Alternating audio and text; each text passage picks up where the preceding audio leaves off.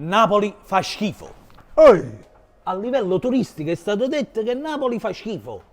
ma che stai dicendo? E così è stato detto. Mi maestro. capite che Napoli è la città più bella del mondo?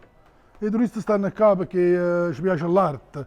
Teniamo musei, teniamo il presepe, teniamo San Gregorio Armenio. E ma dicono che si mangia solamente, maestro. Ma è normale, se a Napoli la pizza è patrimonio dell'UNESCO e la cucina napolitana è la più bella del mondo, si mangia più bella di tutte parti, che ne fa? Non ne mangia la gente. È giusto.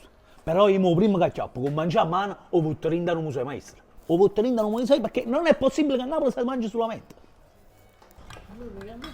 Guardalo, guarda. Ehi, ma che state facendo a mangiare in un ristorante? Subito in un museo, subito! Ma perché? È perché ce l'ha il tuo milanese. Ma è un segreto. Isciala, forza, in un museo, subito! Ehi, ma che stai facendo? Ti mangi sfugliatello. Tu eri in un museo! Ma perché? È perché ce l'ha il tuo milanese, ma è un segreto. Totò, ma dove sono nudo?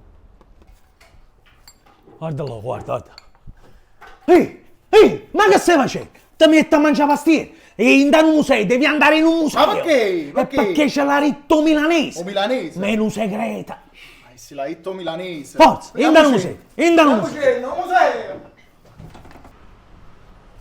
Ehi, ma che state facendo con questa sfugliatella? Dovete andare in un museo. E perché? È perché ce l'ha ritto milanese. Ma è un segreto. No, Gigi, pure tu no. Gigi, non dovete mangiare, dovete andare in un museo. Perché? È perché ce l'ha ritto milanese. Ma è un segreto. Ehi, ma che stai facendo? Stai mangiando? Devi andare in un museo, in un museo. E perché? È perché l'ha detto il milanese. Ma è un segreto. Oh milanese, siamo riusciti a convincere di andare tutti al museo. A Napoli non mangeremo più.